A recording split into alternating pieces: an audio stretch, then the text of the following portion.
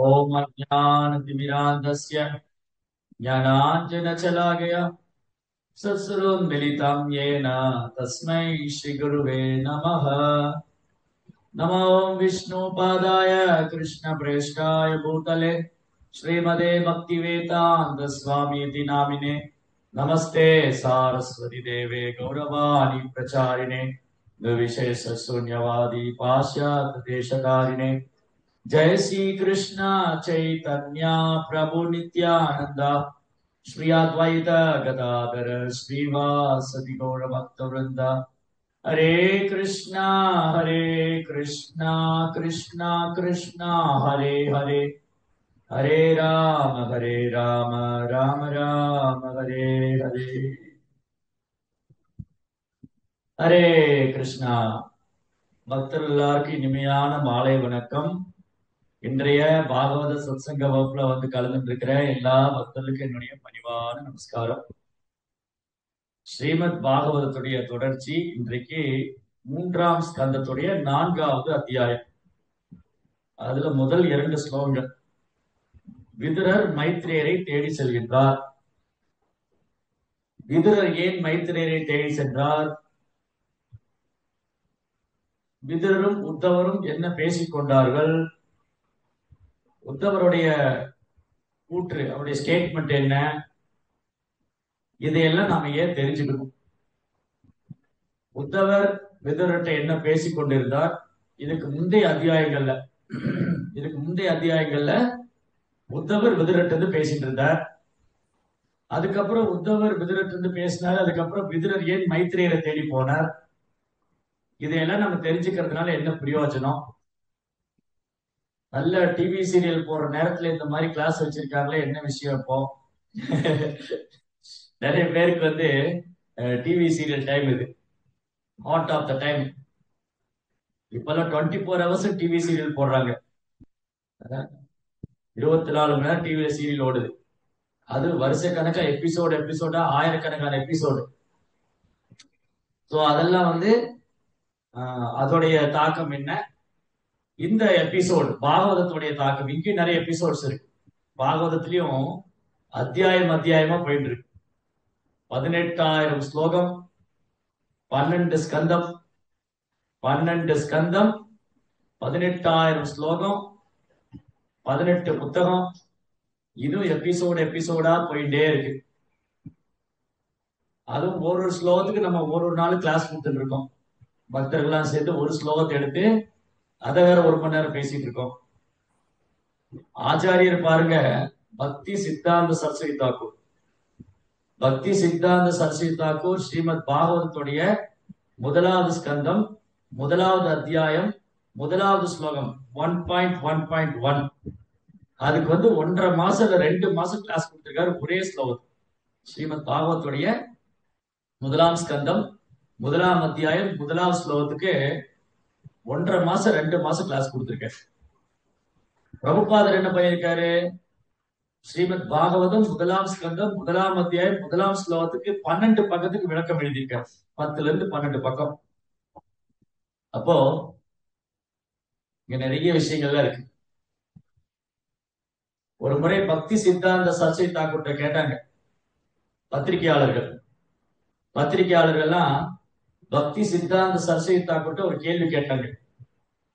ஐயா, நாங்கெல்லாம் பத்திரிகை நடத்துறோம் அப்படின்னா எங்களுக்கு எழுதுறதுக்கு 1000 விஷயம் இருக்கு. அரசியல், விளையாட்டு, சினிமா, சமுதாயம், சோ மெனி திங்ஸ், எக்கச்சக்கமான விஷயங்கள், 1000 விஷயங்கள். நாங்கெல்லாம் பத்திரிகை நடத்துறோம். டைம்ஸ் ஆஃப் இந்தியா, அந்த இந்தியா, இந்த சோ மெனி, எக்கச்சக்கமான பத்திரிகைகள்ல இருக்கு. இந்த எக்கச்சக்கமான பத்திரிகைகள்ல நாங்க எழுதுறதுக்கு ஆயிரக்கணக்கான தலைப்புகள் இருக்கு. அந்த வீட்டுல என்ன நடந்தது, இந்த வீட்டுல என்ன நடந்தது, சினிமா நடிகர் வீட்டுல என்ன நடந்தது, சினிமா நடிகர் வீட்டுல என்ன நடந்தது, அரசியல்வாதி வீட்டுல என்ன நடந்தது, அவங்க குடும்பத்துக்கு இவங்க குடும்பத்துக்கு என்ன, சோ மெனி அன்வான்ட், தேவையில்லாத குப்பைகள் நிறைய இருக்கு. இந்த மாதிரி அவங்க நிறைய குப்பைகள்லாம் எழுதுறாங்க. அதுல பெருமை வேற அவங்களுக்கு. அவங்க என்ன பெருமை அப்படின்னா, அவங்க பக்தி சித்தாந்த மகாராஷ்டிர சொன்னாங்க, நாங்க பத்திரிகை நடத்துறோம்னா எங்களுக்கு எழுதுறதுக்கு நிறைய விஷயம் இருக்கு. சினிமா, அரசியல், சமுதாயம், விளையாட்டு, சோ மெனி திங்ஸ். நாங்க கேள்விப்பட்டோம் நீங்க ஏதோ ஒரு பத்திரிகை நடத்துறீங்க, நீங்க என்ன எழுதுவீங்க? நீங்க ஏதோ பத்திரிகை நடத்திட்டு இருக்கீங்களாம, நீங்க என்ன எழுதுவீங்க? அப்ப பக்தி சித்தாந்த மகாராஜ் சொன்னாரு, எங்களுக்கு வந்து ஒரு பத்திரிகை இல்ல, எங்களால ஆயிரக்கணக்கான பத்திரிகை நடத்த முடியும். எங்களால ஆயிரக்கணக்கான பத்திரிகை நடத்த முடியும். அவ்வளவு விஷயங்கள் எங்க இருக்குது. பகவானுடைய நாம ரூப குணாதிசயங்கள், பகவானுடைய தெய்வீக லீலைகள், பகவானுடைய பல்வேறு அவதாரங்கள், அவதாரத்துடைய அவதாரங்கள், அந்த தெய்வீக லீலைகள், பக்தருடைய தெய்வீகமான குணங்கள், பகவானுக்கு பக்தனுக்குள்ள அன்பு பரிமாற்றம், பிரபஞ்ச சிருஷ்டி, பல்வேறு கிரகங்கள், பல்வேறு கிரக ஜீவராசிகள், சோ மெனி திங்ஸ். எவ்வளவு விஷயங்கள் இருக்கு. அதனால நீங்க நினைச்சுக்காதீங்க ஆன்மீக உலகத்துல வந்து எழுதுறதுக்கு ஒண்ணுமே இல்ல, இந்த ஜட உலகத்துல நிறைய விஷயம் இருக்கு எழுதுறதுக்கு, இவங்க ஆன்மீகத்துல என்ன எழுதுவாங்கன்னு நினைக்காதீங்க. எங்ககிட்ட எழுதுறதுக்கு 1000 விஷயம் இருக்கு. அதிலும் குறிப்பா சொல்ல போனா இந்த ஜட உலகத்தை காட்டிலும் ஆன்மீக உலகம் 3 மடங்கு பெரியது. திரிபாத் விபூதி. பாகவதம் என்ன சொல்லுது? பகவானுடைய சிருஷ்டிப்புல, பகவானுடைய படைப்புல அவரது ஆன்மீக உலகம் 3 மடங்கு திரிபாத் விபூதி. எண்ணற்ற ஆன்மீக லோகங்கள், ஆயிரக்கணக்கான வைகுண்ட லோகங்கள். நம்முடைய ஜட உலகம் இருக்கு இல்லையா, இது ஒரு ஏகபாத் விபூதி, ஒரே பாகம் தான். இதுல பாத்தீங்கன்னா இந்த ஒரு பாகத்திலேயே ஆயிரக்கணக்கான அண்டங்கள். அந்த ஆயிரக்கணக்கான அண்டங்கள்ல ஒரு அண்டத்துக்குள்ள 14 லோகங்கள். இதே ஒரு பாகம் தான். இந்த மாதிரி 3 மடங்கு ஆன்மீக உலகம்னா அப்ப கிருஷ்ணர் எவ்வளவு லீலைகள் பண்ணிட்டு இருப்பார். எண்ணில் அடங்காத அவதாரங்கள், கணக்கில் அடங்காத லீலைகள், அன்லிமிட்டெட். ஆக்சுவலி உண்மையில பக்தருக்கு தான் அன்லிமிட்டெட் டாக் டைம். நீங்க செல்போன் போட்டா உங்களுக்கு வந்து அன்லிமிட்டெட் டாக் டைம் தரோம். ஆனா உண்மையில பக்தியில தான் அன்லிமிட்டெட் டாக் டைம். முடிவே கிடையாது, எண்டே கிடையாது. பக்திக்கு எண்டு கார்டே கிடையாது, எண்ட் கார்டே போட முடியாது. பக்தி வந்து அன்லிமிட்டெட், அது எல்லையற்றது. அது ஊற்று மாதிரி எடுக்க எடுக்க வந்துட்டே இருக்கு. அதனால இந்த விதுரர் உத்தவருடைய சந்திப்பு, விதுரர் மைத்திரேயரை தேடி சென்றது. ஏன் விதுரர் மைத்திரேயரை தேடி செல்லணும்? ஏன் உத்தவரை சந்திச்சாரு? அவர் பகவானுடைய நாம ரூப குணாதிசயங்களை பக்தரிடம் கேட்டு பேரானந்தம் அடைகிறார். இப்ப இது வரைக்கும் உத்தவர் வர்ணிச்சுட்டு வந்தாரு. ஒரு குறிப்பிட்ட நேரத்துக்கு மேல உத்தவரால பேச முடியல. பகவானுடைய பிரிவினால் ஒரு தொண்டை அடைக்குது, கண்ணுல இருந்து கண்ணீர் வருது. உத்தவரால பகவானுடைய பிரிவை தாங்க முடியல. அதனால உத்தவர் சொன்னாரு, விதுரா நீங்க மைத்திரேயர்கிட்ட போங்க. நானும் கிருஷ்ணாவும் பேசிட்டு இருக்கும்போது மைத்திரேயர் கூட இருந்தாரு. மேற்கொண்டு விஷயங்களை நீங்க அவர்கிட்ட போய் கேட்டுக்கோங்க. இது இவ்வளவு அழகா இருக்கே. உத்தவர் எவ்வளவு அழகா பகவான் லீலைகளை சொல்லிட்டு இருந்தார். இப்ப அவரால் சொல்ல முடியாம தொண்டையெல்லாம் அடிச்சு போயிடுது. அவர் சொல்றாரு, நீங்க மேற்கொண்டு என்னால பேச முடியல, நீங்க மைத்திரேயர்கிட்ட போங்கன்னு அனுப்பிச்சு விடுறாரு. இப்ப அவர் மைத்திரேயரை தேடி போறார். அதுக்கு முன்னாடி இங்க ஸ்லோகத்துல உத்தவர் ரொம்ப அழகா சொல்றார். என்ன நடந்தது? உத்தவ உவாச்ச அதே தத்தனுஜாதா முக்வா விப்ராச்ச வாருணீம் தயா விப்ரம் சிதஞான துருக்தைத் மர்ம பஸ்பிருகா. பிறகு பிராமணர்களின் அனுமதி பெற்று போஜனம் செய்த பின்னர் அவர்கள் அனைவரும், அதாவது விஷ்ணு குலத்தவரும் போஜ வம்சத்தினரும் சாதத்தால் செய்யப்பட்ட மதுவை அருந்தி அறிவிழந்து இதயத்தை பிளக்கும் வசை மொழிகளை பேச ஆரம்பித்தனர். ரொம்ப முக்கியமான விஷயம். நம்ம ஊர்ல கூட எழுதியிருக்காங்க, மது நாட்டுக்கும் வீட்டுக்கும் உயிருக்கும் கேடு. அது மது பாட்டிலே எழுதியிருப்பாங்க. நம்ம ஆளுக்கு எவ்வளவு பெரிய புத்திசாலி பாருங்க. நம்ம ஆளுக்கு எவ்வளவு பெரிய புத்திசாலி. மது குடிப்பது, மது அருந்துவது நாட்டுக்கும் வீட்டுக்கும் உயிருக்கும் கேடு. இது சினிமால போட்டுருவான். ஆனா ஹீரோ வந்து மது குடிச்சிட்டு இருப்பாரு. அங்க கீழே எழுதியிருப்பாங்க, சிகரெட் பிடிப்பது, புகை பிடிப்பது, மதுபானம் அருந்துவது நாட்டுக்கும் வீட்டுக்கும் உயிருக்கும் கேடு. அதை எழுதிட்டு அந்த சீன்ல என்ன ஓடுது, காட்சியில என்ன, ஹீரோ வந்து சிகரெட் பிடிப்பாரு, மதுபானம். அந்த மதுபான பாட்டிலே எழுதி வச்சிருக்காங்க, மது அருந்துவது நாட்டுக்கும் வீட்டுக்கும் உயிருக்கும் கேடு. சிகரெட் டப்பால் எழுதி வச்சிருப்பான், ஸ்மோக்கிங் இன்ஜூரியஸ் டு ஹெல்த். புகைப்பிடிப்பது உடல் நலத்துக்கு கேடு, புற்றுநோய் உருவாக்கும். இதெல்லாம் எழுதியிருப்பாங்க. ஆனா அரசாங்கம் விற்கவும் செய்யறாங்க, மக்கள் வாங்கி குடிச்சுக்கிட்டும் இருக்காங்க. இதுதான் கலியுகத்தோட அவல நிலை. கலோ சூத்திர சம்பவ. கலியுகத்துல எல்லாரும் சூதரலா இருக்கிறதுனால இந்த மாதிரி ஒரு கலாச்சாரத்தை விரும்புவாங்க. மதுபானம் அருந்துவது, மாமிச பட்சணங்களை சாப்பிடுவது, தகாத உறவு செய்வது, இதெல்லாம் கொடி கட்டி பறக்கும். கலியுகத்துல மதுபானம் அருந்துபவர்கள் அரசாங்கமே நடத்துது. நாங்களும் வருஷ வருஷம் பார்க்கிறோம். தீபாவளி பண்டிகை, ஓணம் பண்டிகை, உகாதி பண்டிகை, இந்த மாதிரி பண்டிகை எல்லாம் வந்தா அரசாங்கத்துக்கு எதுல வருமானம் அதிகம்?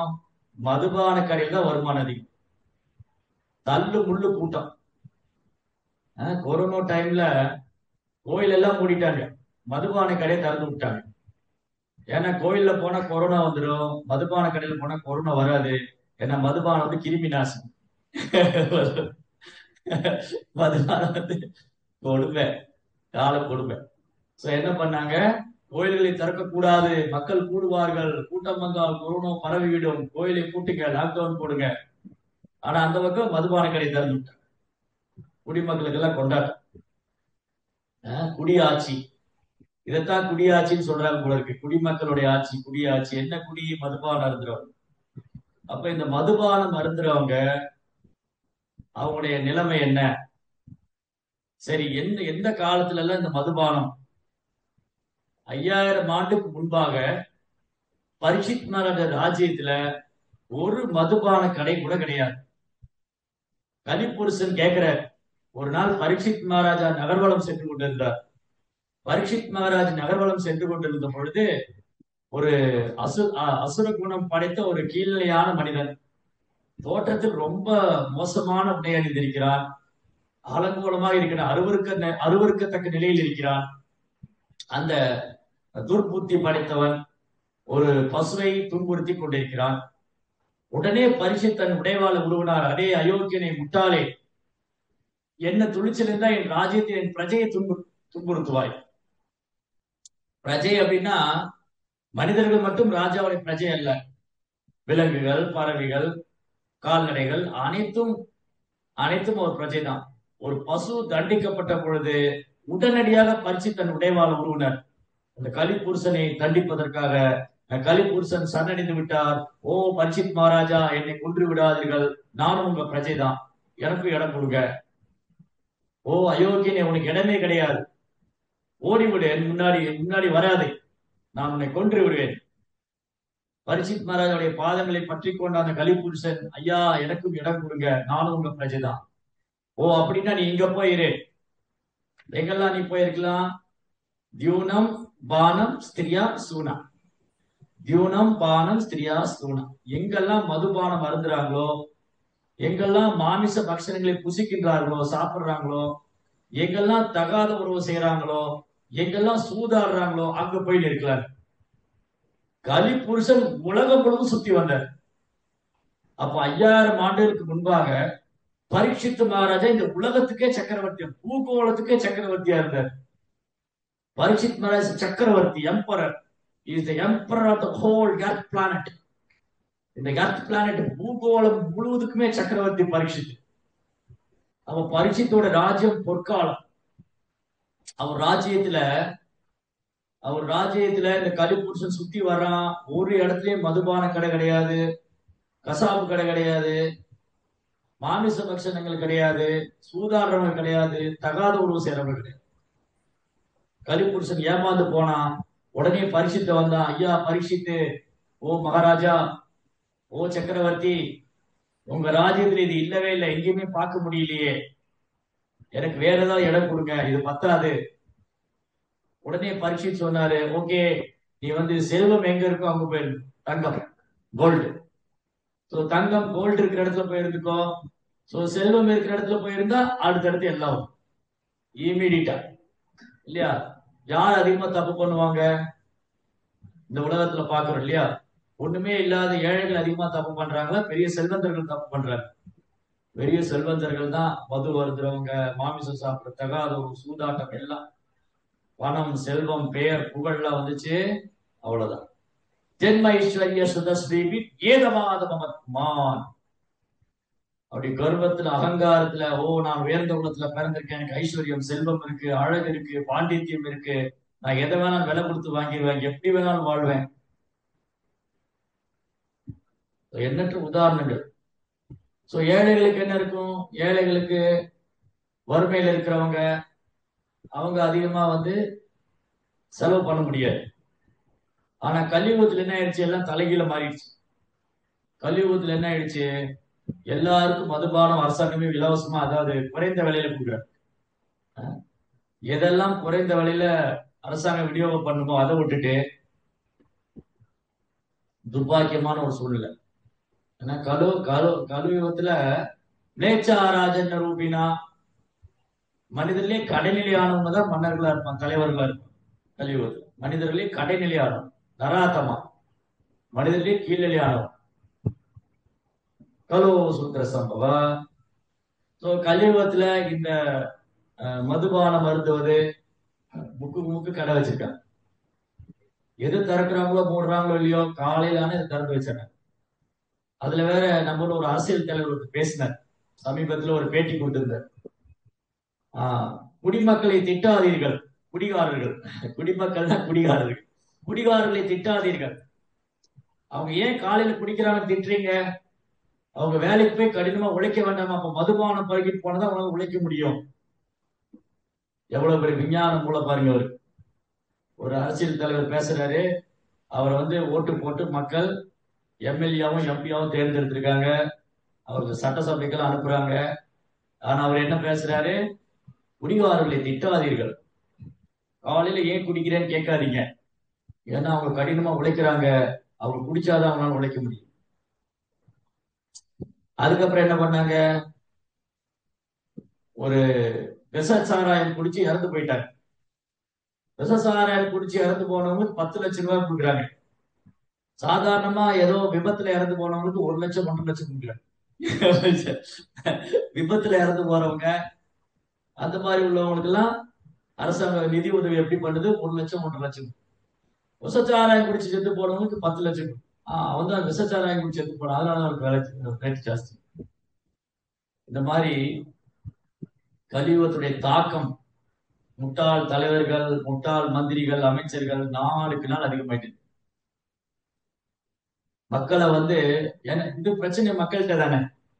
பிரபுபா சொன்னாரு, மன்னரை யார் தேர்ந்தெடுக்கணும்? புத்திசாலியை தேர்ந்தெடுக்கணும், தலைவரை புத்திசாலி தேர்ந்தெடுக்கணும். ஆனா இன்னைக்கு என்ன ஆயிடுச்சு? முட்டாள்கள் தேர்ந்தெடுக்கிறாங்க. இந்த முட்டாள்கள் எப்படி தேர்ந்தெடுப்பாங்க? தங்களே சிறந்த அதிமுட்டாள், அடிமட்ட முட்டாள் இருப்பாங்க, அதிமுட்டாள், அவர் தலைவராக. அவ்வளவுதான். ஓல் சொசைட்டி டாக்ஸிக் கண்டிஷன். ஒட்டுமொத்த சமுதாயம் துன்பகரமான நிலை. இங்க நிறைய விஷயம் பார்க்கலாம். இந்த மதுபானத்தினால எப்படி அறிவு இழக்கப்படுது, மதுபானம் மருந்துறதுனால இந்த ட்ரிங்கிங். இது இந்த மதுபானம் எப்பேற்பட்ட வம்சத்துக்காரங்க குழப்பமடைய செஞ்சிருக்கு. இந்த பிரிஷ்னி குலத்தவர் போஜ வம்சத்துல கிருஷ்ணருடைய நண்பர்கள், உறவினர்கள், கிருஷ்ணாவுடைய உறவினர்கள். பிரிஷ்னி குலத்தவர் போஜ வம்சத்தினெல்லாம் கிருஷ்ணாவுடைய உறவினர்கள். இவங்க எந்த மாதிரி மதுபானம் சாப்பிட்டாங்க? சாதத்தால் செய்யப்பட்ட மதுவை அருந்தினார். பழைய சாதம் ரொம்ப வச்சு புளிச்சு போக அது மதுபானமா மாறி தமோ குண உணவாயிடும். பழரசங்கள், பழங்கள் எல்லாம் என்ன பண்ணுவாங்க? பழங்களை ஸ்டோர் பண்ணி அது வீணா போய் அது புளிச்சு போய் அது போதை வஸ்துவா மாறிடும். அந்த மாதிரி பழரசங்கள், பழைய உணவு, மீதமான உணவுல அந்த தண்ணி, இந்த பழைய சாதத்து தண்ணி அந்த பழைய உணவுல சாப்பிடும்போது அது அந்த தமோ குண உணவு. மதுவினாலே தமோ குண உணவு. இந்த மதுபானம், இந்த பழைய சாதத்தால் செய்யப்பட்ட உணவை அருந்தி அறிவிழந்து இதயத்தை பிளக்கும் வகையில் வசை மொழிகளை பேசார்கள். குடிகாரங்க வாயில நல்ல வார்த்தையா வரும், வாயை திறந்தாலே கெட்ட வார்த்தையா தான். நம்ம ஊர்ல நிறைய குடிகாரர்களை பார்க்கலாம். டிஃப்ரெண்ட் வெரைட்டிஸ் ஆஃப் குடிகாரர்களா இருக்காங்க. ஒரு சில குடிகாரர் என்ன பண்ணுவாங்க? மதுபானம் அருந்துட்டு அமைதியா உட்கார்ந்துருப்பாங்க. அப்படியே இந்த மது போதை தலைக்கு ஏறி போய் என்ன நடக்குதே தெரியாம அப்படியே தலை சுத்தி உட்கார்ந்துருப்பாங்க. சில குடிகாரர் என்ன பண்ணுவாங்க? மதுபானம் குடிச்சிட்டு இங்க ரோட்ல ஆடுவான், பல்லாடுவான், நிக்க முடியாது. வேஷ்டி தூக்கி கழுத்துல மாட்டியிருப்பான், இடுப்புல வேட்டி இருக்காது, சைக்கிள் படல மிதிக்க முடியாது, வண்டி ஓட்ட முடியாது. அப்படியே போதையில கிறுகிறுத்து போய் நடப்பான். லெப்ட் ரைட் போவான், வண்டி இங்கே அங்கே இழுத்துட்டு போகும். அந்த வண்டி இங்கே அங்கே இழுத்துட்டு போகும். சில குடிகாரர் இருக்காங்க, அந்த குடிச்ச உடனே அவன் என்ன ஆயிடுவான்னா, அவன் வந்து இந்த உலகமே தன் காலுக்கு கீழே இருக்கிற மாதிரி நடு ரோட்ல போய் நின்று வரவன் போறவன சண்டைக்கு போறது, கெட்ட வார்த்தையில பேசுறது, போக்குவரத்து நெரிசல் பண்றது, பொதுமக்களை தொந்தரவு பண்றது, பேருந்த வந்து கை மறிச்சு நிறுத்துறது, போற வரவன் சண்டை. அந்த மாதிரி சில குடிகாரங்கள் இருக்கு. அந்த மதுபானம் உள்ள போன உடனே அவன் என்னமோ அந்த உலகத்துக்கே சக்கரவர்த்திங்கிற மாதிரி ஆயிடும். நான் யார் தெரியுமா, நடு வழி நின்றுக்குவான். நின்றுட்டு வரவங்க போறவங்க எல்லாம் உங்களுக்கு கெட்ட கெட்ட வார்த்தையா பேசும். இந்த மாதிரி சிலர் சொல்லுவாங்க, நீங்க ஏங்க மது குடிச்சீங்க? என் வாழ்க்கையில ஒரே கஷ்டங்க, கஷ்டம் தீரல, அதான் மது குடிச்சேன், தீர்ந்து போயிடும். நீங்க ஏங்க மது குடிச்சீங்க? எனக்கு ரொம்ப சந்தோஷங்க, எங்க ஃப்ரெண்டு பார்ட்டி வச்சாங்க. சந்தோஷம் வந்தாலும் மது குடிக்கிறான், துக்கம் வந்தாலும் மது குடிக்கிறான். ஒருத்தனை கேட்டா என்ன சொல்லுவான், இது கல்யாண ஃபங்க்ஷனு, மதுபானம் வந்து ட்ரீட் வச்சாங்க, விருந்து வச்சாங்க, நீங்க ஏன் குடிச்சீங்க? எனக்கு ஒரே மனக்கவலை, குடிச்சேன். சோ இப்படி முட்டாள் மனிதர்கள் என்ன நினைக்கிறாங்க, தமோ குணத்துல மதுபானம் பருகிறதுனால அவனுடைய கஷ்டம் எல்லாம் தீர்ந்துடும், துன்பம் தீர்ந்துன்னு நினைக்கிறான். அந்த போதை உள்ள இருக்கிற வரைக்கும் தான் வந்து அந்த போதையில மிதந்துட்டு இருப்பான். போதை தெரிஞ்ச உடனே என்ன ஆயிடுவான், அவன் பழையபடி கஷ்டம் போயிடும். இந்த பெரும்பாலும் குடிகாரங்கள்லாம் இன்னைக்கு வந்து பகலே குடிக்க ஆரம்பிச்சிட்டாங்க. முதல்ல ராத்திரி தான் குடிப்பாங்க. ஒரு சில வருஷங்களுக்கு முன்னாடி குடிகாரங்க ராத்திரி தான் குடிப்பாங்க. இன்னைக்கு பகலே கடை ஓபன் பண்ணினா அங்கே கூட்டமா கியூ நிக்குது. கொரோனா டைம்ல கடையை வந்து லாக்டவுன் போட்டு பாதி ஓபன் பண்ணாங்க. அப்படி பார்த்தா தெருவில் 4-5 கிலோமீட்டர் கியூ நிக்குது. கேரளாவில போனீங்கன்னா ஓணம் பண்டிகை அன்னைக்கு தெரு பூரா கியூ நிக்கும் மதுபானம் வாங்குறது. ரேஷன் கடையில் நிக்கிறவை, ரேஷன் கடையில நல்லா சின்ன வயசுல கெரேஷன் வாங்க போவேன். எங்க அம்மா சொல்லுவாரு, போய் கெரேஷன் வாங்கிட்டு வர. டின்ன போய் லைன்ல வச்சிருப்போம். பழைய டின்னு, தகர டின்னு, செங்கல்லாம் லைனா வச்சிருப்போம். வச்சுட்டு கடை திறப்போம், நின்று இருப்போம். கடை திறந்தோடனே அந்த டின் எடுத்துட்டு நாங்க எங்க ஒரிஜினல் டின்னை போட்டு வச்சுட்டு கெரேஷன் வருவோம். அரிசி, பருப்பு, கோதுமை இதெல்லாம் வந்து ரேஷன்ல போய் வாங்கிட்டு. அந்த மாதிரி இன்னைக்கு காலையில கடையை திறந்துடலாம். காலையிலேயே இதை போய் குடிகாரெல்லாம் கியூல நின்று. இந்த மாதிரி தீபாவளி பண்டிகை, எந்த ஒரு நல்நாள்ல எதெல்லாம் செய்யக்கூடாத நாள் இப்ப எல்லா நாளும் பருகிறார். இந்த மாதிரி மனித சமுதாயம் விலங்கி விட மோசமாயிடுச்சு. ததா ரஜஸ்தமோ பாவ காமலோபோ சேதே அனாவிருத்தம் சிதம் சாத்வே பிரசீததி. ரஜோகுணம் தமோ குணம் மேலோங்கி இருக்கும் போது ததா ரஜஸ்தமம் காம லோபம், காமம் பேராசை, காமம் கட்டுக்கடங்காத ஆசை, பேராசை, பொறாமை, கோபம் இதெல்லாம் அதிகரிக்கும். சோ இந்த மதுபானம் அருந்துறவங்க அவங்க தன் நினைவை இழந்துருவாங்க. நினைவை இழந்து அறியாமையில இருப்பாங்க. இங்க என்ன ஆயிடுத்து, இது வந்து கிருஷ்ணாவுடைய அரேஞ்ச்மெண்ட். கிருஷ்ணாவுடைய ஏற்பாடு என்னன்னா, பகவான் இந்த பூமியை விட்டு மறைய போறார். பகவான் இந்த பூமியில் இருந்த பகவான் கிருஷ்ணன் இந்த பூமியில் இருந்த பொழுது அனைத்து ஐஸ்வர்யங்களும் இந்த பூமியில் இருக்கு. அனைத்து ஐஸ்வர்யம். சோ கிருஷ்ணா இந்த பூமியை விட்டு மறைய போறாரு. பகவான் இந்த பூமியில் இருந்த போது எண்ணற்ற அசுரர்களை கொண்டு குவித்தார். எண்ணற்ற அசுரர்களை எல்லாம் ஒரே இடத்துல குருஷேத்திரத்துல வர வச்சு ஒரே ஷாட்ல, ஹோல்சேலா ஒரே ஷாட்ல எல்லா அசுரங்களையும் குருஷேத்திரத்துல வர வச்சு எல்லாருக்கும் மோட்சம் கொடுத்தாரு. எல்லாருக்கும் இந்த ஜட உடல்ல இருந்து விடுதலை கொடுத்தாரு. அப்படி பூமியோட பாரம், தேவையில்லாத மன்னர்கள், அரசர் என்ற பேர்ல கர்வம் கொண்டு இருக்கிறவங்க, புலன்பமே பிரதானம் வாழ்ந்தவங்க, அசுர குணம் படைத்தவங்க, இவங்க எல்லாம் வினாச்சாய சதுஷ்கிருதி, விநாச காலே விபரீத புத்தி.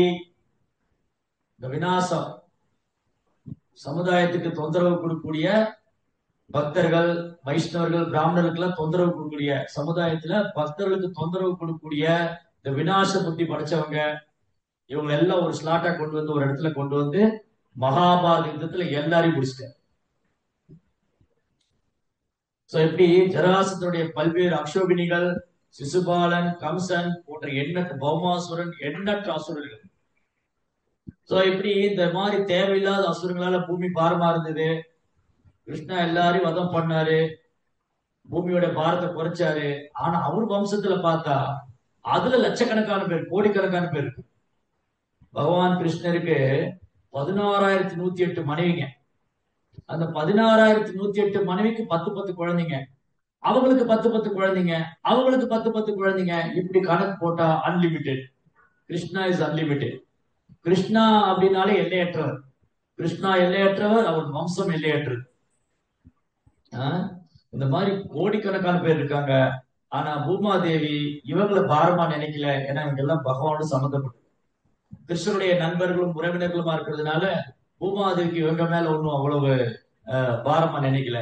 ஆனா கிருஷ்ணா என்ன விரும்பினாரு? ஓகே, நான் வந்த லீலையை முடிஞ்சது, நான் இந்த பூமி பாரத்தை குறைச்சாச்சு, அசுரங்கள் எல்லாம் வதம் பண்ணியாச்சு, யுதிஷ்டிர மகாராஜ தர்மரை வந்து இந்த உலகத்துக்கு சக்கரவர்த்தியா உட்கார வச்சாச்சு, தர்மத்தை ஸ்தாபனம் பண்ணியாச்சு, பாண்டவர் மூலமா பக்தி தொண்டை கத்து கொடுத்தாச்சு, பகவத்கீதை சொல்லியாச்சு, நீ திரும்ப போலாம். கிருஷ்ணா வந்து திரும்ப போலான்னு முடிவு பண்ணிட்டாரு. இந்த யதுக்களை கூட்டிட்டு போனமே. இந்த யதுக்கள் வந்து கிருஷ்ணாவுடைய யது வம்சம், போஜ வம்சம், ரிஷி வம்சம் எல்லாம் அன்லிமிட்டடா இருக்கு. இவங்க எல்லாருமே ஆன்மீக லோகத்துல அல்லது தேவலோகத்துல பகவானுக்கு சேவை பண்றவங்க. தேவர்கள், பல்வேறு தேவர்கள், பகவானது பல்வேறு தூய பக்தர்கள், அவங்க எல்லாம் இந்த பூமிக்கு வந்திருக்காங்க. தூய பக்தர்கள்லாம் பகவானுடைய ஆன்மீக லோகத்துக்கு போனாங்க. தேவர்கள்லாம் திரும்ப தேவலோகத்துக்கு போகணும். இந்த யதுக்கள் திரும்ப போகணும். அப்படி யதுக்களை திரும்ப அழைச்சிட்டு போறதுக்குள்ள ஒரு லீலை பண்ணாரு கிருஷ்ணன். யதுக்கள் எல்லாம் திரும்ப அழைச்சிட்டு போகும்போது அது மூலமா நமக்கு ஒரு பாடம். இந்த மதுபானம் அருந்துறவங்க எப்பேற்பட்ட உயர்ந்த குலத்துல பிறந்திருந்தாலும் அவங்க வீழ்ச்சி அடைவாங்க, புத்தி பேதலிச்சு போகும், சித்தம் தடுமாறும், சித்தம் போயிடும், புத்தி பேதலிச்சு போகும், அவன் அறியாமையில தன்னையே மாய்த்து அழித்துக் கொள்வான். அப்படிங்கிற சிறந்த உதாரணம். இந்த எதுக்கெல்லாம் நல்ல இந்த பழைய சாதம், இந்த பழைய சாதத்திலான இந்த இதெல்லாம் பருகினர். என்ன சொன்னாங்க? சாதத்தால் செய்யப்பட்ட மதுவை அருந்தி, ரொம்ப பழையது, ஊசி போனது, கெட்டு போனதுல ஸ்டோரேஜ் பண்ணிடும். அது ஒரு போதை வஸ்துவா மாறி, பழரசங்கள்லாம் ஸ்டோர் பண்ணி வச்சு அது போதை வஸ்துவா மாறி அதை பருகு. அது மாதிரி தமோ குணம் அதிகரிக்கும். சோ இவங்க என்ன பண்ணாங்க? இவங்கெல்லாம் அந்த போதை வஸ்துவை பருகிட்டு ஒருத்தர் சண்டை போட்டுக்கிட்டாங்க. என்ன நடந்தது? ரெண்டு அழகான பாடம்.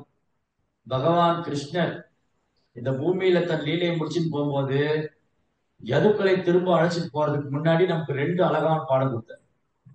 ஒன்று வந்து, யாராவது பகவானுடைய பக்தருக்கு, வைஷ்ணவருக்கு அபராதம் குற்றம் இழைப்பாரே ஆனால் அவர் தன் சொந்த உறவினர், சொந்த வம்சத்தினே ஆனாலும் நான் அவரை மன்னிக்க மாட்டேன். அதே மாதிரி இந்த மதுபானத்துக்கு அடிமையானவங்க எப்படி தன் நிலையிலிருந்து வீழ்ச்சி அடைகிறாங்க, போதை வஸ்துக்கு அடிமையானவங்க எப்படி தன்னுடைய உன்னதமான உயர்ந்த நிலையிலிருந்து வீழ்ச்சி அடைகிறாங்க. இந்த ரெண்டுமே ஆபத்தானது. ரெண்டுமே ஆபத்தானது. பக்தரிடத்துல குற்றம் காண்பது, குறை கண்டுபிடிப்பது, அவதூறு பேசுவது, அபராதம் செய்வது மகாபாவம், ஆபத்தானது. இனி ஒன்று, மதுபானம் பருகி கொண்டு தன் நினைவை இழந்து இந்த மனித வாழ்க்கையை வீணாக்கி கொண்டது. ரெண்டையுமே எதுக்கள் மூலமா கிருஷ்ணா காமிக்கிறார். என்ன பண்ணாங்க? ஒரு நாள் சாம்பனுக்கு வந்து பொம்பளை வேஷம் போட்டாங்க. சாம்பா வந்து கிருஷ்ணாவுடைய குறும்புக்கார பையன். கிருஷ்ணருக்கு நிறைய பையன் இருக்காங்க, அதுல ஒரு பையன் வந்து இந்த குறும்புக்கார பையன் சாம்பன். சாம்பன் என்ன பண்ணா? பொம்பளை வேஷம் போட்டு இடுப்புல வயிற்றுல துணியெல்லாம் கட்டிட்டு கர்ப்பவதி மாதிரி வேஷம் போட்டுட்டு அந்த துவாரகையில யாகம் பண்ணிட்டு இருந்த பிராமணர்கள் வைஷ்ணவர்கிட்ட போய், ஓ பிராமணர்களே, பண்டிதர்களே, வைணவர்களே, விப்ரர்களே, புரோகிதர்களே, நீங்கெல்லாம் முக்காலம் அறிந்தவர்கள் போல இருக்கிறீர்கள். ஓ, இந்த பொண்ணுக்கு என்ன குழந்தை பிறக்குன்னு சொல்லுங்க. இந்த கிருஷ்ணாவுடைய பேர குழந்தைங்க, கிருஷ்ணாவுடைய பசங்க, மகன்கள்லாம் போய் இந்த சாம்பனை கூட்டின்னு போய் வயிற்றுல துணியெல்லாம் கட்டிட்டு, இவனுக்கு என்ன பொண்ணு குழந்தை பிறகு, இந்த பொண்ணுக்கு என்ன பொன் குழந்தை பிறகு, என்ன குழந்தை பிறகுன்னு சொல்லுங்களேன். ஓ அப்படியா? ஓ எதுக்களே, வீண் அகந்தையும் ஆணவம் கொண்டிருக்கிறீர்கள். கிருஷ்ணரும் பலராமரும் உங்கள் உறவினர்கள், நண்பர்கள், உங்கள் குடும்பத்தவர் என்று வீண் கர்வம் கொண்டு எங்களை நீங்கள் கேலி செய்கிறீர்கள். இந்த பொண்ணுக்கு இரும்பு உலக்கைதான் குழந்தையா வரும் சபிச்சுட்டாங்க. உடனே சாமனத்தை கூட்டிட்டு ஓடுறாங்க உக்ரசேன ராஜா. இந்த கர்ப்பவதிமா துணி சுத்திட்டு இருந்தா வயிற்றுல சாம்பம். அதே மாதிரி இரும்பு உலக்க எடுத்தவன் வயிற்றுல, பிராமணனுடைய சாபத்தினால வயிற்றுல இரும்பு உலக்கு, அது டெலிவரி ஆயிடுச்சு. உடனே உக்ரசேனர் சொன்னா, இதை கொண்டு போய் சமுத்திரத்துல கரைச்சிடுங்க, ஆபத்து. இந்த இரும்பு உலக்கைய உடைச்சு கொண்டு போய் சமுத்திரத்துல போடுறாங்க. அது என்னாச்சு, கரையில வந்து ஒரு இரும்பு தோலும் அந்த இரும்பு உலக்கைய பீஸ் பீஸா உடைச்சா அது ஒண்ணுன்னு இரும்பு துகள் மாதிரி ஆயிடுச்சு. அந்த இரும்பு துகள்லாம் கரையில வந்து அந்த கடற்கரையில ஒண்ணு கரும்பு மாதிரி நிக்குது, ஈட்டி மாதிரி, கரும்பு ஈட்டி மாதிரி இரும்பு ராடு. இவங்க எல்லாம் இந்த மாதிரி என்ன பண்ணாங்க, இவங்க அந்த போஜர்கள், விஷ்ணிகள், இவங்க எல்லாம் நல்லா அந்த பழைய மதுபானம் குடிச்சிட்டு அந்த பலரசங்களா குடிச்சு போதையில அந்த கருப்பு ராடு எடுத்து, அந்த இரும்பு ராடு எடுத்து ஒருத்தர் அடிச்சு மட்டையை உடைச்சு, டேய் நீதான்டா காரணம், நீதான், டேய் நீதான் அன்னைக்கு அப்படி சொன்ன, நீதான் இப்படி சொன்ன, உனக்கு என்ன பண்ற பாரு, நீ பெரியவனா நான் பெரியவனா, சண்டை போட்டு மண்டையெல்லாம் வச்சுங்க.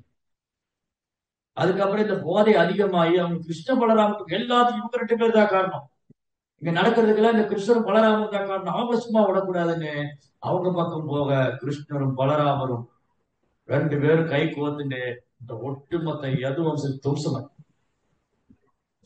சோ இந்த மதுபானம் இஸ் வெரி வெரி டேஞ்சர். இந்த ஊசி போன பழைய பானங்களை பருகுவது. இன்னைக்கு வந்து மதுபானம் வந்து கலர் கலரா டிசைனா சேர்ப்பாங்க.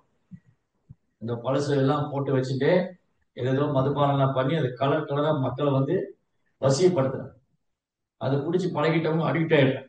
இந்த போதைக்கு அடிமையாகி தன் நினைவை இழந்து தன் மனித வாழ்க்கையை வீணாக்க. சோ இந்த மதுபானம் குடிச்சவங்க சண்டை போட்டுக்குவாங்க. ஏன் சண்டை வந்தது, எதனால வந்தது, எப்படி வந்ததுன்னு சொல்ல முடியும். காட்டுல 2 மூங்கில் ஒராசுனா தீ பிடிச்சிருக்கு. காட்டுல போய் யாரும் தீ பத்திக்க வேண்டாம், யாருமே போய் காட்டுல தீ பத்த வைக்க வேண்டாம், 2 மூங்கில் வரைச்சுன்னா தீ பிடிச்சிடும். அதே மாதிரி கிருஷ்ண உணர்வற்ற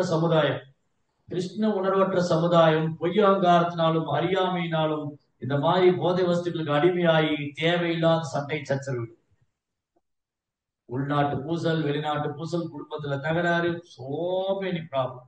இந்த பிரச்சனைகள்லாம் காரணம் வந்து கிருஷ்ண உணர்வற்ற சமுதாயத்துல இந்த மாதிரி பிரச்சனைகள்லாம் காட்டு தீ மாதிரி பரவும். காட்டுல தீ வந்து யாரும் போய் கொளுத்தி எல்லாம் போடல, தானா பத்திக்கும். அதே மாதிரி கிருஷ்ண உணர்வற்ற சமுதாயத்துல பிரச்சனைகள், சண்டை சச்சரவுலாம் காட்டு தீ மாதிரி பரவும். ஸோ இது அதனாலதான் இந்த தர்மா, தர்மோ ரக்ஷிதோ ரக்ஷிதா. நாம தர்மத்தை காத்தா தர்மம் நம்மை காக்கும், நாம் தர்மத்தை காப்போமே ஆனால் தர்மம் நம்மை காக்கும். சோ தர்மாவுக்கு 4 தூண் இருக்கு. சத்தியம், தப, தயா, சௌச்சம். சத்தியம், தப, தயா, சௌச்சம். வாய்மை, தூய்மை, தவம், கருணை. இந்த வாய்மை, தூய்மை, தவம், கருணை இந்த தர்மத்துடைய 4 தூண். இதுல ஏதாவது ஒரு தூண் பலவீனமா இருந்தாலும் தர்மம் நிக்காது, கீழே விழுந்துடும். அதனால தர்மத்தை தாங்கி பிடிச்சிருக்கு 4 தூண். இப்ப நான் வந்து ஒரு ஷெட்டு கீழே உட்கார்ந்துருக்கேன். இந்த ஷெட்டுக்கு 4 பக்கம் 4 போஸ்ட் வச்சிருக்காங்க. அந்த 4 போஸ்ட் தான் மேல உள்ள கூரையை பிடிச்சிட்டு இருக்கு. இந்த 4 போஸ்ட் 4 பக்கம் 4 காலம் இருக்கு. அந்த 4 காலம் தான், அந்த 4 தூணு தான் இந்த சீலிங், இந்த டெரஸை வந்து தாங்கிட்டு இருக்கு. அந்த காலம் உடைச்சிட்டா டெரஸ் கீழே விழுது. அதே மாதிரி வாய்மை, தூய்மை, தவம், கருணை, சத்தியம், தபா, தயா, சௌச்சம். இது எப்போ உடைச்சு போயிடும், இந்த 4 விதிமுறைகள். இந்த 4 விதிமுறைகளை மீறும் போது இது பிரேக் ஆயிடும், உடைச்சு போயிடும். எதனால, மது அருந்துவதனால தப வாழ்க்கை போயிடும், மாமிசம் சாப்பிட்றதுனால கருணை குணம் போயிடும், தகாத உறவு பண்றதுனால தூய்மை போயிடும், சூதாடுவதனால வாய்மை போயிடும். கலியுகத்துல வந்து இதெல்லாம் பிரேக் பண்ணிட்டாங்க, எல்லாம் உடைஞ்சு போய் எல்லாம் அப்படி சீரழிஞ்சு நிக்குது. சமுதாயமே, ஒட்டுமொத்த சமுதாயம் நிலை குலைந்து சீரழிஞ்சு நிக்குது. ஏன்னா இதெல்லாம் கொடி கட்டி பறக்குது. கலியுகத்துல இதெல்லாம் கொடி கட்டி பறக்குது. ஆனா முந்தையவர்கள் இது மாதிரி காண்பது மிக அரிது. பாருங்க, இங்க பரிசுத்தோட ஆட்சியில பார்க்க முடியலையே. இதுக்கு முன்பாக இந்த தாப்பரைக்கு முடிச்சு கழிவை தொடங்க போகுது. அப்ப பார்த்தோம்னா இந்த சத்திரியர்கள் மட்டும் ஒரு சமயத்துல அனுமதிக்கப்பட்டிருக்காங்கன்னு பிரபா சொல்ற. சத்திரியர்கள் அவங்க விளையாட்டுக்காக சூதாடுவாங்க. அவங்க சில நேரம் இந்த மாதிரி பலரச பானங்களை பருகி போதையில் இருப்பது உண்டு. ஆனா அது பெரும் ஆபத்தாயிடும். அது பெரிய ஆபத்தாயிடும். தன் நிலையிலிருந்து தடுமாறுவாங்க. நீங்க பார்க்கலாம் ராமாயணத்துல வந்து சுக்ரீவன் வந்து கமிட் பண்ணார். என்ன கமிட் பண்ணாரு? அக்ரிமெண்ட் போட்டார் ராமர்கிட்ட. ஆக்சுவலி அதே முதல் தப்பு. சுக்ரீவன் ராமர்கிட்ட அக்ரிமெண்ட் போட்டதே முதல் தப்பு. ஏன்னா அவர் தூய பக்தர் அல்ல. தூய பக்தர்னா எந்த ஒரு அக்ரிமெண்ட் இல்லாம சேவை பண்றவர், எந்த ஒரு எதிர்பார்ப்பு. அந்யாபிலாஷிதா சூன்யம், அந்யாபிலாஷிதா சூன்யம் ஞான கர்மானாமிருத்தம் அனுகூலேன கிருஷ்ணா அனுசீலனம் பக்தி உத்தமா. Pure devotion. தூய பக்தினா என்னது? எந்த ஒரு உள்நோக்கம் இல்லாம, எந்த ஒரு எதிர்பார்ப்பும் இல்லாம. அதுதான் ஹனுமானுடைய பக்தி. ஹனுமானுடைய பக்தி வந்து அந்யாபிலாஷ். பட் ஆனா சுக்ரீவன் என்ன பண்ணாரு? கண்டிஷன் போடுறாரு. ஓ ராமா, நான் வந்து உன்னுடைய மனைவியை தேடி கண்டுபிடிக்க உதவி பண்ணுவேன். நீ வந்து வாலியை கொல்லணும். நீ வாலியை கொள்றதுக்கு எனக்கு ப்ராமிஸ் பண்ணு, எனக்கு நீ வாக்குறுதி கொடுத்தீங்கன்னா நீ வாலியை கொன்னா நான் சீதையை தேடுவேன். இந்த மாதிரி அக்ரிமெண்ட் போட்டார்.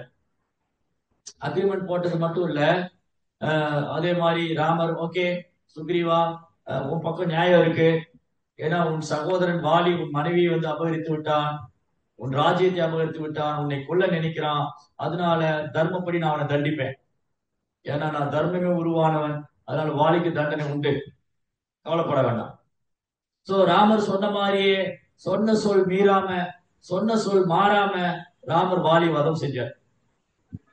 ஆனா சுக்ரீவன் என்ன பண்ணாரு? மழைக்காலம் முடிஞ்சு 4 மாசம் மழைக்காலம் அது முடிஞ்சு சுக்ரீவன் சீதையை தேடுறதுக்கு ஆள் அனுப்பவே இல்லை. ராமர் காத்துட்டே இருக்காரு. ஓகே, இந்த 4 மாசம் வந்து சாதுர்மாசியம் மழைக்காலம், எங்கேயும் போக முடியாது. 4 மாசம் மழைக்காலம் முடிச்சு 5வது மாசம் வந்துச்சு. சுக்ரீவன் இருந்து எந்த தகவலும் வரல. ராமர் லக்ஷ்மணன் கேட்க, லக்ஷ்மணா, இந்த சுக்ரீவன் வந்து என்கிட்ட சொன்னாரு, நீங்க வந்து வாலியை வதம் பண்ண நான் சீதையை தேடி கண்டுபிடிச்சு தரேன்னு. ஆனா இதுவரைக்கும் எந்த ஒரு தகவல் இல்லையே. சுக்ரீவன் ஏன் கொடுத்த வார்த்தையை காப்பாத்தல? இது ராமர் யோசிக்கும் போது, கேட்கும் போது லக்ஷ்மணுக்கு கோவம் வரும். லக்ஷ்மணன் கண்ணெல்லாம் சவக்குது. ராமா, எனக்கு இப்ப கட்டளை இடுங்க. நான் கிஷ்கிந்தர் போய் அவன் தலையை துண்டிச்சு விடுறேன், அவனை கொண்டு விட்டு வருகிறேன். அவனுக்கு எனக்கு எதிரா, உங்களுக்கு எதிரா யார் வந்தாலும் சரி, ஓ ராமா பிரபு, உங்களுக்கு எதிராக யார் வந்தாலும் சரி, ஒட்டுமொத்த கிஷ்கிந்தாவுடைய வானரங்கள், வானர சேனைகள், மந்திரிகள் யார் எல்லாத்தையும் கொண்டுடுவேன். ஓ லக்ஷ்மணா, உனக்கே இவ்வளவு கோவம். ஒருவேளை சுக்ரீவன் வந்து மறந்து போயிருக்கலாம், இல்ல அவர் வேற ஏதாவது அலுவலக பணியினால அதை விட்டுருக்கலாம். நீ அதனால உடனே அப்படி நினைக்காத. நீ போய் சுக்ரீவனை கூட்டிட்டு வா. இந்த மாதிரி ராமர் உனக்காக காத்துட்டு இருக்க. நம்ம அவருக்கு ஒரு வாய்ப்பு தருவோம், சுக்ரீவனுக்கு ஒரு வாய்ப்பு தருவோம், நீ போய் கூட்டிட்டு வா, ராமர் உனக்காக காத்துட்டு இருக்காரு. லக்ஷ்மணன் பெரும் கோபத்தோட வர. லக்ஷ்மணனுடைய கோபத்துல அவர் நடந்து வரும்போது அந்த கானகத்துல இருக்கிற மரங்கள்லாம் பேரோடு புடிச்சு விழுகுது. அவ்வளவு கோபம் லக்ஷ்மணன். பிரபுவோடைய சேவைக்கு யாராவது இடையூறு செஞ்சால் லக்ஷ்மணால பொறுத்துக்க முடியாது, பயங்கர கோபம். லக்ஷ்மணன் கோபம் வரும். ராமருடைய சேவைக்காக அந்த கோபம் இருக்கும். யாராவது பகவானுடைய சேவைக்கு ஏதாவது தொந்தரவு செய்தால் லக்ஷ்மணன் பொறுத்துக்க மாட்டார். சோ லக்ஷ்மணன் பெரும் கோபத்தோட வர்றார். சுக்ரீவன் என்ன பண்ணாரு? ராமர் சொன்ன மாதிரி சுக்ரீவனை கிஷ்கிந்தாவுடைய மன்னராக்கிட்டாரு. இவர் மதுபானெல்லாம் குடிச்சிட்டு போதையில நிறைய பெண்களோட சுத்தியும் பெண்கள், மாது போச்சு. ஒருத்தனுடைய ஆன்மீகமா அப்படின்னா என்னன்னு கேட்ப. ஆன்மீகமா அப்படின்னா என்னதுங்க? இதுல வேற நிறைய சாமியார்கள் வேற ஆசிரமம் வச்சிருக்காங்க. அது வேற problem. So many so called swamijis. சரி, என்ன எடுத்து இந்த லக்ஷ்மணா வந்து சுக்ரீவன் வந்து மதுவான பாடலாம் குடிச்சிட்டு பெண்களுக்கு மத்தியில அப்படியே போதையில படுத்துட்டு இருக்கு. எல்லாரும் போய் எழுப்புறாங்க. அங்கதன், ஹனுமான், தாரா, சுக்ரீவா எழுந்துரு, லக்ஷ்மணன் வந்திருக்காரு, பயங்கர கோபத்தோட வந்திருக்காரு. லக்ஷ்மணன் கிஷ்கிந்தக்குள்ள நுழையும் போது வானரங்கள்லாம் பயந்து இங்க அங்கேயும் ஓடுது. அப்படியே ஒரு நெருப்பு மாதிரி வர்றாரு லக்ஷ்மணன், சிங்கம் மாதிரி. லக்ஷ்மணன் வர கோபத்தை பார்த்து வானரங்கள்லாம் பயந்து ஓடி போய் ஒளியிறாரு. இங்கா லக்ஷ்மணன் நம்மளை கொண்டுடுவாரோ. ஆரை சொல்றா, லக்ஷ்மணா பொறுத்துக்கங்க, நாங்க அவர் கூட்டிட்டு வரோம். போய் எழுப்புறாங்க எழுப்புறாங்க, சுக்ரீவனை எழுப்பவே முடியல. போதையில அறியாமையில மயங்கி போய் மதி இழந்து அறிவு இழந்து அவன் படுத்துக் கொண்டிருக்கிறான். கடைசியில் ஒரு வழியா ஹனுமான்லாம் சேர்ந்து எப்படியோ சுக்ரீவனை எழுப்பிட்டான். சுக்ரீவன் வந்தோடனே லக்ஷ்மணன் சொல்றார், சுக்ரீவா, எங்கே உன் வாக்குறுதி? பிரபு ராமர் உனக்காக காத்துக் கொண்டிருக்கிறார். உடனே லக்ஷ்மணனுடைய பாதம் வந்து அழறாரு, மன்னிச்சிருங்க என்ன, என் அறிவை இழந்து விட்டேன், நான் ஒரு வானரம் தானே, எனக்கு அறிவு கிடையாது, நான் அறிவு இழந்து விட்டேன், மன்னித்து விடுங்கள். உடனே நான் ஏற்கனவே ஆட்களை அனுப்பிவிட்டேன், சீதாதேவியை தேடுவதற்காக 4 திசையும் ஆட்களை அனுப்பிவிட்டேன், நான் உடனே வருகிறேன், ஓடுங்க. சோ சுக்ரீவன் வந்து பக்தர் தான், ஆனா பௌதிக ஆசை உள்ள பக்தர். சோ என்ன ஆயிடுச்சு, பௌதிக வசதி வந்த உடனே அவர் ராமர் கொடுத்த வாக்குறுதியை மறந்து போயிட்டாரு. ஆனா பிரபுவுடைய கருணையால மீண்டும் சுக்ரீவனுக்கு சேவை பண்ற பாக்கியம் கிடைச்சு, பகவானுக்கு சேவை செய்யும் பாக்கியம் கிடைச்சு. ஆனா ராவணனை போன்ற முட்டாள்கள், அறிவியலிகள், அசுர குணம் படிச்சவங்க போதையிலும் காமத்திலும் அறியாமையிலும் கிருஷ்ணனை மறந்து பகவானுடைய சேவை மறந்து மேலும் மேலும் பூதசமாக ரேவாயும் பூத்வா பூத்வா பிரளியதே, மீண்டும் மீண்டும் பிறப்பிறப்பு சக்கரத்திலே போ. சுக்ரீவன் ஓடி வந்து ராமனுடைய பாதங்களை விழுந்து பிரார்த்தனை பண்றாரு, ராமா பிரபு என்னை மன்னித்து விடுங்கள், நான் ஒரு வானரம் தானே, என்னை நீங்க வந்து ரொம்ப கருணை குணம் படைச்சவங்க, என்னை மன்னிச்சு ஏற்றுக்கொள்வீர்கள் என்று பிரார்த்தனை செய்யறார். உடனே வானரங்கள்லாம் கோடிக்கணக்கான வானர்கள் அனுப்புற சீதாதேவி தேட, சீதையை கண்டுபிடிக்காம வந்தா அவனுக்கு மரண தண்டனைன்னு சொல்லியாரு. சோ இது மாதிரி மது பருந்துவதால் எவ்வளவு பெரிய ப்ராப்ளம். பிரபுவோடைய சேவையை மறந்து விட்டார் சுக்ரீவன். அடுத்தது ஜெகாய் மதாய் போன்ற உயர்ந்த குலத்துல பிறந்தவங்க. நவதீபத்துல மேற்கு வங்காளத்துல ஆகச்சிறந்த பிராமண பண்டித குலத்துல பிறந்தவங்க ஜெகாய் மதாய். ஆனா மதுபானம் அருந்தி கொண்டு தன் நிலை இழந்து உயர்ந்த பிறப்பு இதெல்லாம் மறந்து போய் அவங்க தெருவுல குடிச்சிட்டு சண்டை போட்டு கெட்ட கெட்ட வார்த்தையெல்லாம் பேசி, ஆனா நித்யானந்தனுடைய கருணையால அந்த ஜெகாய் மதாய்க்கும் கிருஷ்ணனுடைய சைத்தன்மா அப்படி கருணை கிடைச்சு. நலகுவரன் மணிகிரீவன் உயர்ந்த குல பிறப்பு, குபேரனுடைய மகன்கள்.